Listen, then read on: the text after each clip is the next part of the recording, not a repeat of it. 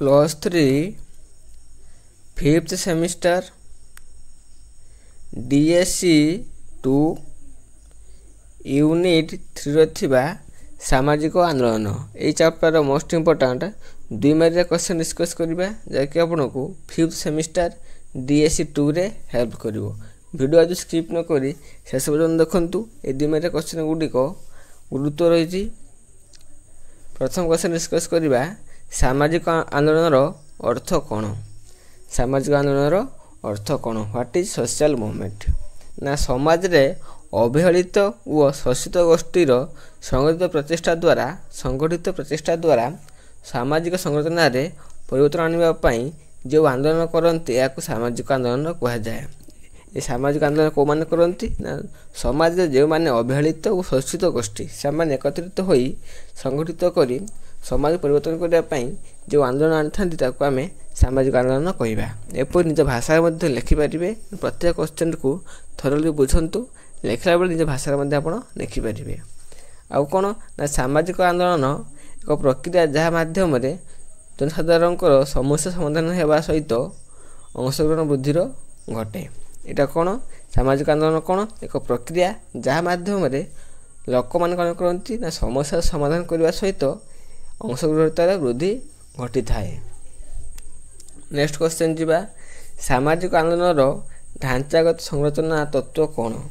सामाजिक आंदोलन ढांचागत संरचनार तत्व कौन जिते बड़े जनसाधारण सामाजिक समस्या सम्मुखीन होती से संगठित हो निजर अभिमुख्य को उपस्थापन पूर्वक सामाजिक ढांचार परिवर्तन पर आंदोलन करती या ढांचागत तत्व कह जाए। जिते बड़े लोक मैंने समाजर समस्या को सम्मुखीन होती एवं संगठित हो तार अभिमुख्य को उपस्थापन पूर्वक समाज कौन करती ढांचागत परिवर्तन करने आंदोलन करते कौन कह जाए या आम ढांचागत तत्व कही था। व्यापक सामाजिक असंतोष और सामाजिक आंदोलन कारण होता है। व्यापक भाव में समाज में असंतोष देखा विशृंखला देखा अन्याय देखा ताने कौन करा जाए से समय सामाजिक आंदोलन सृष्टि होता है और या कारण मध्य सामाजिक आंदोलन होता है। नेक्स्ट क्वेश्चन जीवा क्वेश्चन नंबर 3 को आसवा अभाव तत्व कौन। क्वेश्चन नंबर 3 कौन व्हाट इज डिप्रेशन थ्योरी। अभाव तत्व कौन। यही तत्व अनुसार समाज रे थिबा अभाव और दारिद्रता दूर करने सामाजिक आंदोलन संगठित होता है। जो माने समाज सर्वनिम्न आवश्यकता ठारू दूरे था सामाजिक आंदोलन संगठित कराती। नेक्स्ट क्वेश्चन नंबर 4 आसूची भूदान आंदोलन कौन। भूदान आंदोलन कौन। 1950 दशक विनोबा भावे नेतृत्व में भूदान आंदोलन संगठित होता क्या द्वारा 1950 मसीह विनोबा भावे द्वारा भूदान आंदोलन संगठित होता। यही आंदोलन मुख्य लक्ष्य कौन थी ना भूमिहीन मानक जमी प्रदान करवा। जो मानकर भूमि नहीं से कौन करेंगे ना जमींदार पाखु किसी जमी आनिकी से दिज्व।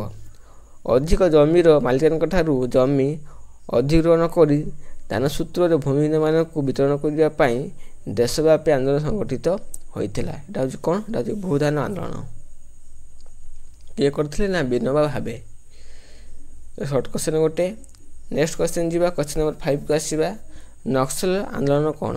नक्सल आंदोलन कौन ना पश्चिमबंगर नक्सलकारी अंचल आदिवासी भूमिहीन एवं कृषक मानक संगठित कर चारू मजुमदार एवं कुन्नू सैनेल जो रक्तायत आंदोलन सूत्रपात करते नक्सल आंदोलन कह जाए।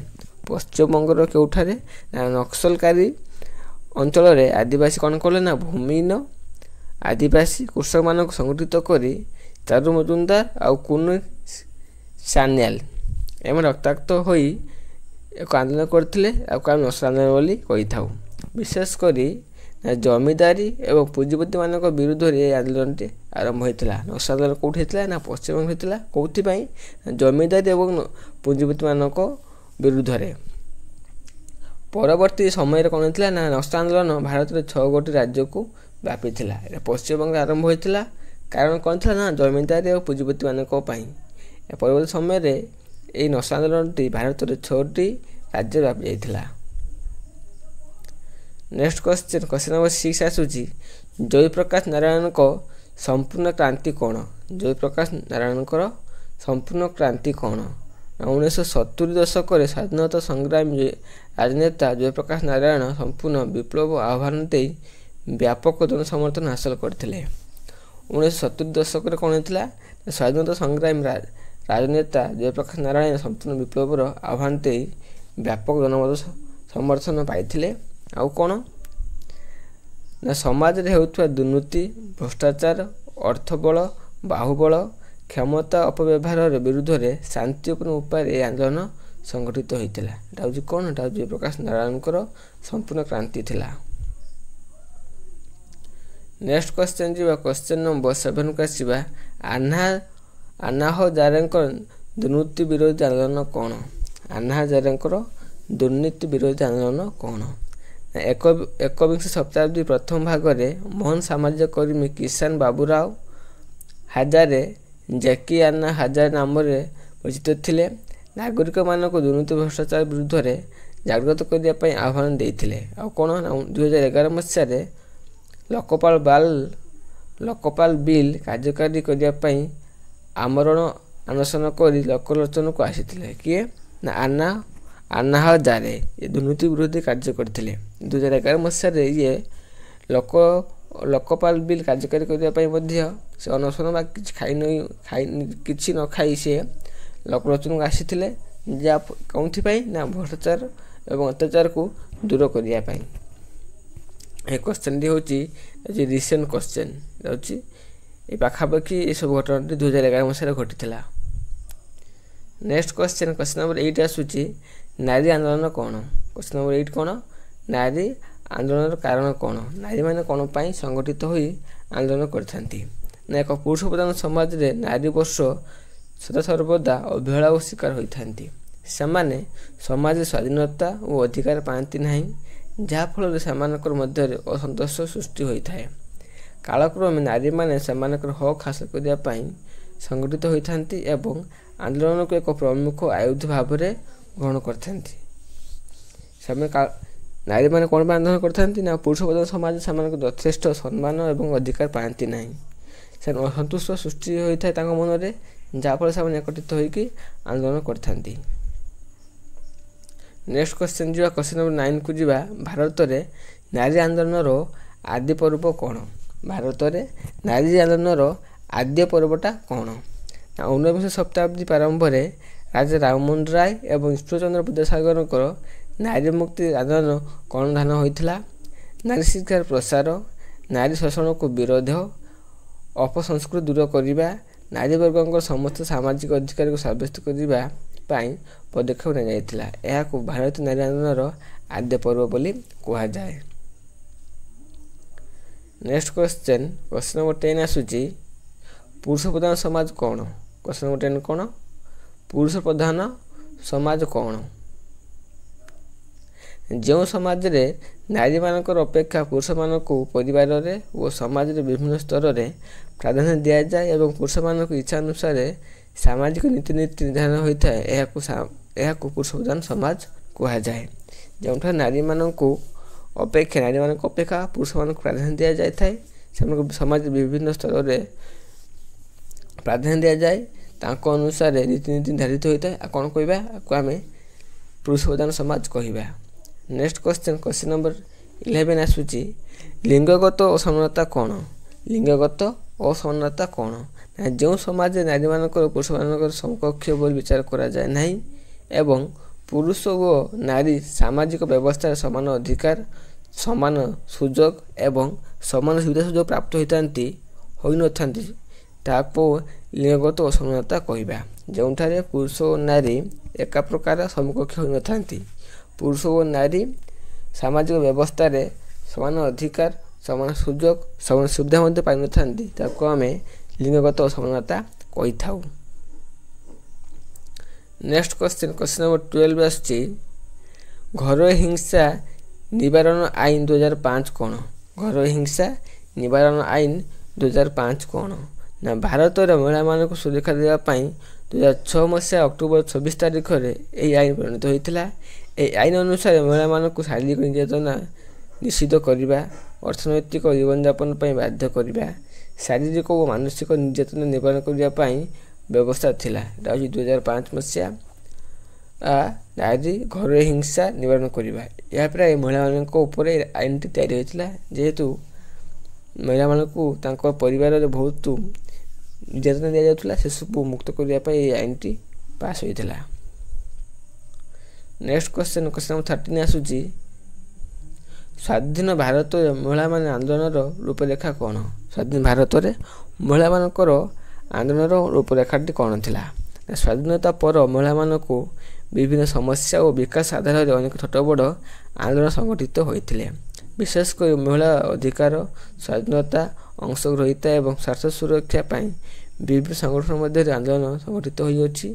ଫଳସ୍ୱରୂପ ସମାଜରେ ବ୍ୟାପକ ସଂସ୍କାର ହୋଇପାରିଛି। ଆତ୍ମନିଯୁକ୍ତି ମହିଳା ସଂଗଠନ, କର୍ମଜୀବୀ ମହିଳା ସଂଗଠନ, ସେବା ସଂଗଠନ ଇତ୍ୟାଦି କ୍ଷେତ୍ରରେ ଅଗ୍ରଣୀ ଭୂମିକା ନିର୍ବାହ କରିଛନ୍ତି। ଏଟା ହେଉଛି କ'ଣ? ସ୍ୱାଧୀନତା ଭାରତର ମହିଳା ଆନ୍ଦୋଳନର ରୂପରେଖା ଥିଲା। ନେକ୍ସଟ କ୍ୱେଶ୍ଚନ ଯିବା, କ୍ୱେଶ୍ଚନ ନମ୍ବର 24 ଆସୁଛି, କ୍ୱେଶ୍ଚନ ନମ୍ବର 14 ଆସୁଛି, ପରିବେଶ କାହାକୁ କୁହାଯାଏ? ପରିବେଶ କାହାକୁ କୁହାଯାଏ? ନା ପରିବେଶର ଅର୍ଥ ହେଉଛି ପୃଥିବୀ ପୃଷ୍ଠରେ ଘେରି ରହିଥିବା ଜୈବ ଓ ଅଜୈବିକ ପଦାର୍ଥର ସନ୍ତୁଳିତ ପର୍ଯ୍ୟାୟକୁ ବୁଝାଇଥାଏ। ପରିବେଶ କ'ଣ? ପୃଥିବୀ ପୃଷ୍ଠରେ ଘେରି ରହିଥିବା ଜୈବ ଓ ଅଜୈବିକ ପଦାର୍ଥର ସନ୍ତୁଳିତ ପର୍ଯ୍ୟାୟକୁ ବୁଝାଇଥାଏ। ଜଳ, ବାୟୁ, ବୃକ୍ଷଲତା, ଜଙ୍ଗଲ, ମୃତ୍ତିକା, ଜୀବଜନ୍ତୁ, ପ୍ରାକୃତିକ ସମ୍ପଦର ସନ୍ତୁଳିତ ସମାହାରକୁ ପରିବେଶ କୁହାଯାଇଥାଏ। ନେକ୍ସଟ କ୍ୱେଶ୍ଚନ ନମ୍ବର 15 ଆସୁଛି, ଧାରଣୀୟ ବିକାଶ କ'ଣ? ଧାରଣୀୟ ବିକାଶ କ'ଣ? ସାଧାରଣତଃ ପ୍ରାକୃତିକ ସମ୍ପଦର ମିତବ୍ୟୟିତା ବା ସଂରକ୍ଷଣ ସହିତ ବିକଳ୍ପ ବ୍ୟବସ୍ଥା ଗ୍ରହଣ କରି ଯେଉଁ ବିକାଶ ପରିକଳ୍ପନା କରାଯାଏ ଏହାକୁ ଧାରଣୀୟ ବିକାଶ କୁହାଯାଏ। ନା ପ୍ରାକୃତିକ ସମ୍ପଦର ମିତବ୍ୟୟିତା ବା ସଂରକ୍ଷଣ ସହିତ ବିକଳ୍ପ ବ୍ୟବସ୍ଥା ଗ୍ରହଣ କରି ଯେଉଁ ବିକାଶ ପରିକଳ୍ପନା କରାଯାଏ ତାକୁ ଆମେ ଧାରଣୀୟ ବିକାଶ କହିଥାଉ। ଅନ୍ୟ ଅର୍ଥରେ କ'ଣ? ନା ଅକ୍ଷୟ ଶକ୍ତିର ବ୍ୟାପକ ବ୍ୟବହାରକୁ ପ୍ରୋତ୍ସାହନ ଦେବାକୁ ଧାରଣୀୟ ବିକାଶ କୁହାଯାଏ। ନେକ୍ସଟ କ୍ୱେଶ୍ଚନ ନମ୍ବର 16 ଆସୁଛି, ନୀରବ ଉପତ୍ୟକା ଆନ୍ଦୋଳନ କ'ଣ? ଏ କ୍ୱେଶ୍ଚନ ସିଲେକ୍ଟେଡ। ନୀରବ ଉପତ୍ୟକା ଆନ୍ଦୋଳନଟି କ'ଣ? 1773 ମସିହାରେ ଭାରତବର୍ଷରେ କେରଳ ପ୍ରଦେଶରେ ନୀରବ ଉପତ୍ୟକା ଜଙ୍ଗଲ କାଟି ବିରୋଧ କରି ଏହି ଆନ୍ଦୋଳନ ସଂଗଠିତ ହୋଇଥିଲା। କେଉଁଠି? 1973 ମସିହାରେ ଭାରତବର୍ଷ କେରଳ ପ୍ରଦେଶର ନୀରବ ଉପତ୍ୟକା ଜଙ୍ଗଲ କାଟି ବିରୋଧ କରି ଏହି ଆନ୍ଦୋଳନ ସଂଗଠିତ କରିଥିଲେ। ଜଙ୍ଗଲ କଟାଯାଇ ସରକାରଙ୍କ ଦ୍ୱାରା ଯେଉଁ ପ୍ରକଳ୍ପ ନିର୍ମାଣ ପାଇଁ ନିର୍ଦ୍ଧାରଣ କରାଯାଇଥିଲା ଏହାକୁ ଜୈବ ବିବିଧତାକୁ ନଷ୍ଟ କରୁଥିଲା। ତେଣୁ ଏହା ବିରୁଦ୍ଧରେ ସଂଗଠିତ ଅସନ୍ତୁଷ୍ଟ ଆନ୍ଦୋଳନ ରୂପ ନେଇଥିଲା। ସରକାର ଯେଉଁଠାରେ ନିଜର ପ୍ରକଳ୍ପ ଆରମ୍ଭ କରିବା ପାଇଁ ଚେଷ୍ଟା କରୁଥିଲେ, ଯାହାଫଳରେ ଜଙ୍ଗଲ କାଟିବା ପାଇଁ ପଡ଼ୁଥିଲା। ଜଙ୍ଗଲ କାଟିବା ଫଳରେ ଏକ ଜୈବ ବିବିଧତା ନଷ୍ଟ ହେଉଥିଲା, ସେଥିପାଇଁ ଏହି ଆନ୍ଦୋଳନଟି ସୃଷ୍ଟି ହୋଇଥିଲା। ନେକ୍ସଟ କ୍ୱେଶ୍ଚନ ନମ୍ବର 17 ଆସୁଛି, ଚିପ୍କୋ ଆନ୍ଦୋଳନ କ'ଣ? 17 କ'ଣ? ଚିପ୍କୋ ଆନ୍ଦୋଳନ କ'ଣ? ନା ହିମାଳୟ ପାଦଦେଶରେ ଅଳକାନନ୍ଦା ନଦୀ ଅବବାହିକାରେ ଜଙ୍ଗଲକୁ ବିରୋଧ କରି 70 ଦଶକରେ ଯେଉଁ ପରିବେଶ ସୁରକ୍ଷା ଆନ୍ଦୋଳନ ସଂଗଠିତ ହୋଇଥିଲା ଏହାକୁ ଚିପ୍କୋ ଆନ୍ଦୋଳନ କୁହାଯାଏ। ହିମାଳୟ ପାଦଦେଶରେ ଅଳକାନନ୍ଦା ନଦୀ ଅବବାହିକାରେ ଜଙ୍ଗଲକୁ କାଟି ବିରୋଧ କରି 70 ଦଶକରେ ଯେଉଁ ପରିବେଶ ସୁରକ୍ଷା ଆନ୍ଦୋଳନ ସଂଗଠିତ ହୋଇଥିଲା ଏହାକୁ ଆମେ ଚିପ୍କୋ ଆନ୍ଦୋଳନ କୁହାଯାଏ। ସୁନ୍ଦରଲାଲ ବହୁଗୁଣା ଏବଂ ଚନ୍ଦ୍ରପ୍ରସାଦ ଭଟ୍ଟ ଏହାର ନେତୃତ୍ୱ ନେଇଥିଲେ। ନେକ୍ସଟ କ୍ୱେଶ୍ଚନ, ନର୍ମଦା ବଞ୍ଚାଅ ଆନ୍ଦୋଳନ କ'ଣ? ନର୍ମଦା ବଞ୍ଚାଅ ଆନ୍ଦୋଳନ କ'ଣ? 1985 ମସିହାରେ ନର୍ମଦା ବଞ୍ଚାଅ ନର୍ମଦା ନଦୀ ଉପରେ ନିର୍ମିତ ହେବାକୁ ଥିବା ସଦର ସରୋବର ଡ୍ୟାମ୍ ଦ୍ୱାରା ପରିବେଶ ନଷ୍ଟ ହେବା ଏବଂ ଜୈବ ବିବିଧତା ନଷ୍ଟ ହେବାକୁ ଆଧାର କରି ମେଧା ପାଟକରଙ୍କ ନେତୃତ୍ୱରେ ଯେଉଁ ଆନ୍ଦୋଳନ ବା ପରିବେଶ ଆନ୍ଦୋଳନ ସଂଗଠିତ ହୋଇଥିଲା ଏହାକୁ ନର୍ମଦା ବଞ୍ଚାଅ ଆନ୍ଦୋଳନ କୁହାଯାଏ। 1985 ମସିହାରେ ନର୍ମଦା ନଦୀ ଉପରେ ନିର୍ମିତ ହେବାକୁ ଥିବା ସଦର ସରୋବର ଡ୍ୟାମ୍ ଦ୍ୱାରା ପରିବେଶ ନଷ୍ଟ ହେବା ଏବଂ ଜୈବ ବିବିଧତା ନଷ୍ଟ ହେବାକୁ ଆଧାର କରି ମେଧା ପାଟକରଙ୍କ ନେତୃତ୍ୱରେ ଯେଉଁ ପରିବେଶ ଆନ୍ଦୋଳନ ସଂଗଠିତ ହୋଇଥିଲା ତାକୁ ଆମେ ନର୍ମଦା ବଞ୍ଚାଅ ଆନ୍ଦୋଳନ ବୋଲି କହିଥାଉ। ଏହା ଥିଲା ଆପଣଙ୍କର DSC ପେପର 2ରେ ମୋଷ୍ଟ ଇମ୍ପୋର୍ଟାଣ୍ଟ 2 ମାର୍କିଆ କ୍ୱେଶ୍ଚନ। जहाँ मुझे डिस्कस कली एवं ए भिडियोटी निश्चित रूपे आपको सांग सेयार करूँ और गोटे सब्सक्राइब करूँ जहाँफल जो नेक्स्ट वीडियो मुझे अपलोड करी आप नोटिफिकेशन पाइपर और भिडियोटी को देखिपारे यार पीडीएफ पाइबापी व्हाट्सएप डिस्क्रिप्शन में व्हाट्सएप ग्रुप लिंक अच्छी क्लिक करके आप व्हाट्सएप जॉइन हो जातु जहाँफल भिडियो पीडीएफ आप पाइपर। धन्यवाद।